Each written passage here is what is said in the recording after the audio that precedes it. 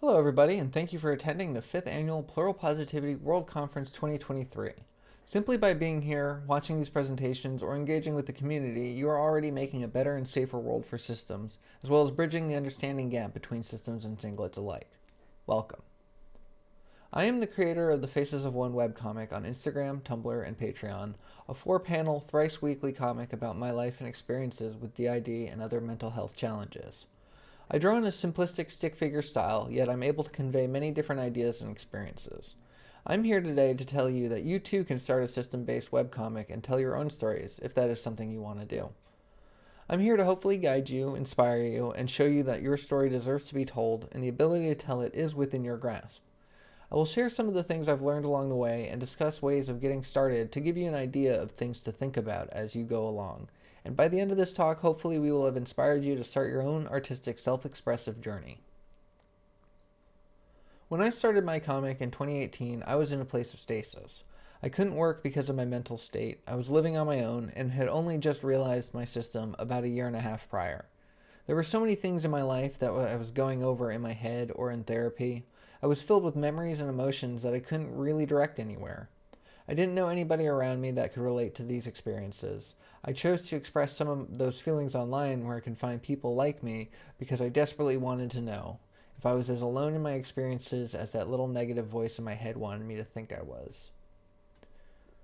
I drew a little drawing, rudimentary stick figures, but with a decent message, and with a deep breath I posted it.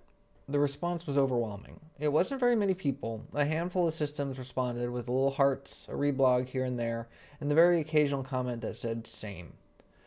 I say that it was overwhelming because I wasn't expecting anyone to understand me, and I was instantly proven wrong. I had seen so many posts online that I could relate to, and I had even written a post or two myself, but there was something unreal about visually depicting a concept that had been plaguing me and for others to adamantly agree. To say, you are not alone. It was unknowingly what I needed to get through the upcoming years of my life. But how did I even get started? It began with an image.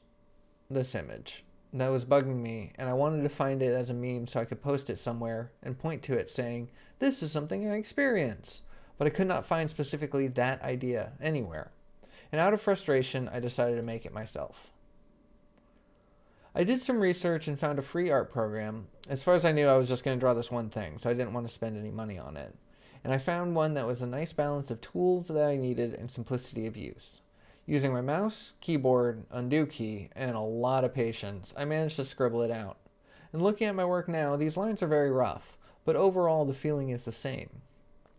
The hardest part, as it always seems to be, was starting. I had a great creative writing teacher once who said, the greatest enemy to a creator is the blank page, because the blank page is perfect. It holds in it the potential for every possible story, or in this case art, that could ever be written. And the moment you put a mark on the page, it stops being perfect and it starts being yours.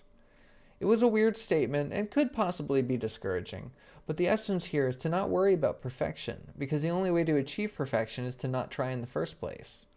She would go on to say, once you stop chasing this unattainable goal, you can stop trying to make something perfect and start focusing on making something good. I let go of the desire for it to be perfect, and that allowed me to just create.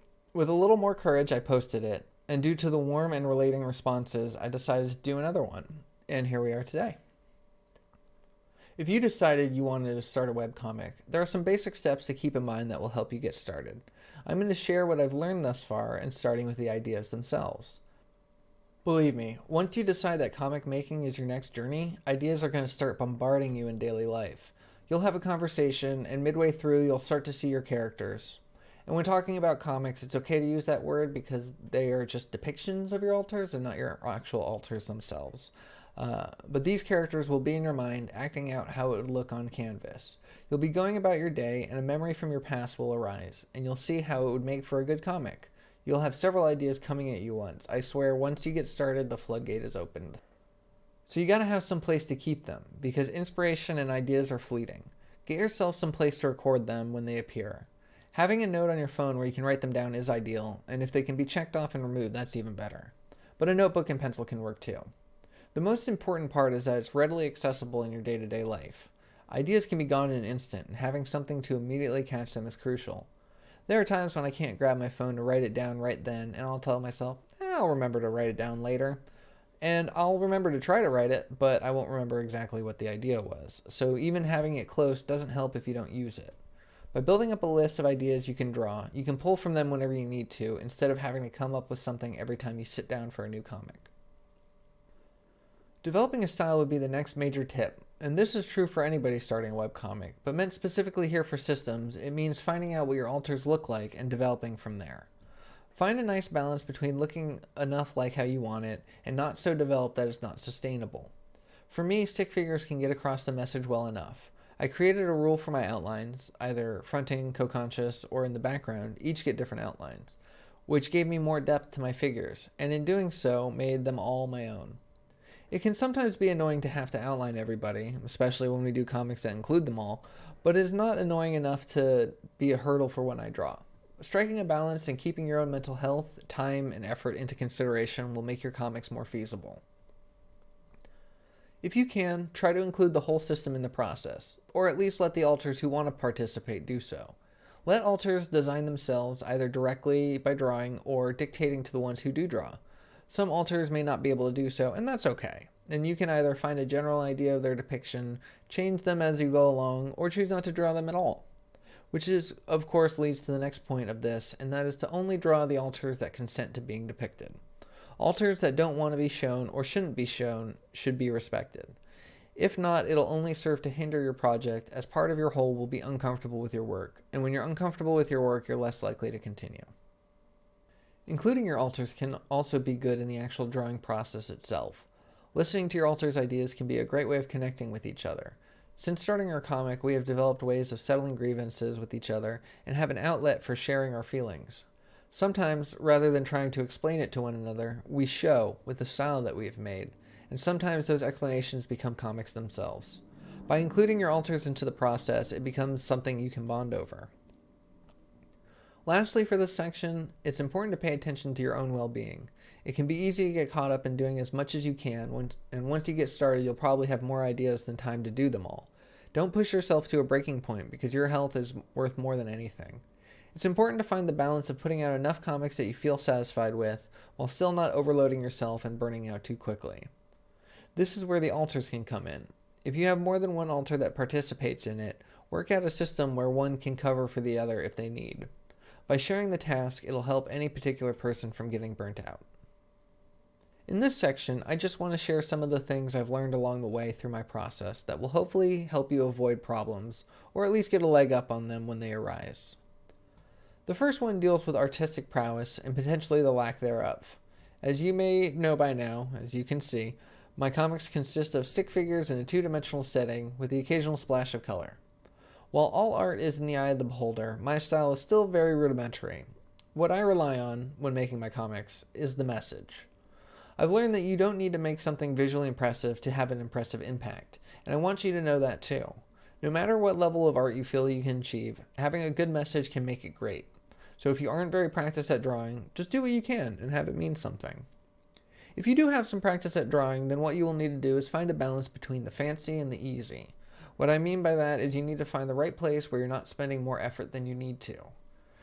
Say, for example, you are good at drawing portraits. Like, you can make a really good-looking person. So you make that your style, and you've made a schedule of twice a week. So now you have to draw at least 2 portraits a week. And that's only if your comic only has one panel with a person in it. More than likely, each comic may consist of several portraits. Let's say 3. So now you're drawing 6 portraits a week.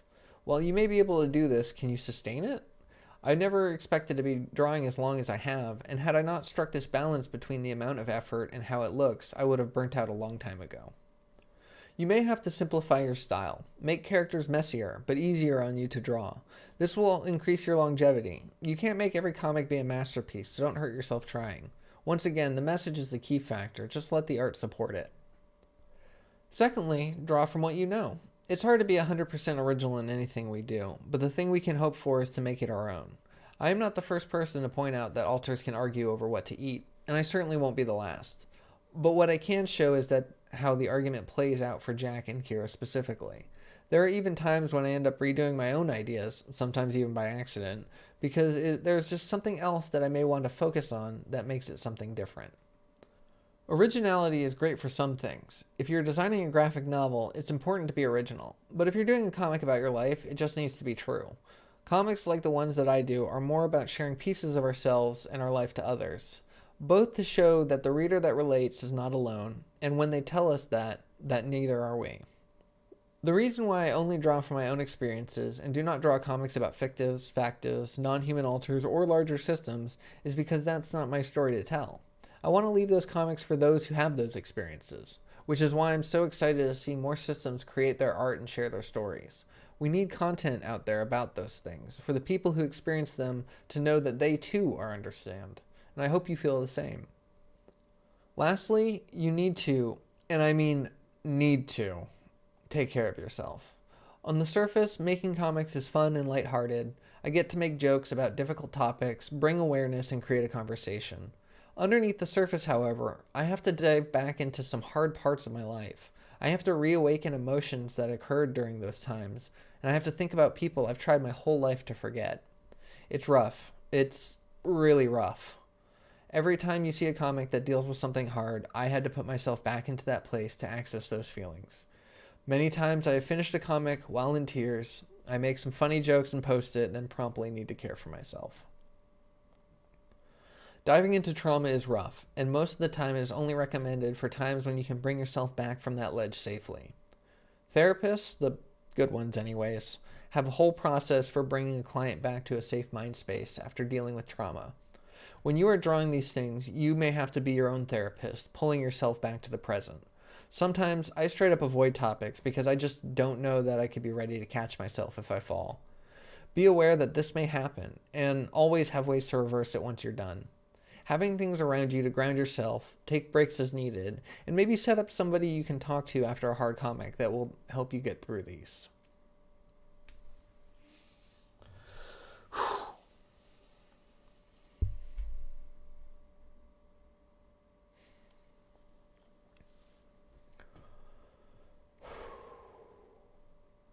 For the majority of the time, at least for us, dealing with these hard things is fairly cathartic.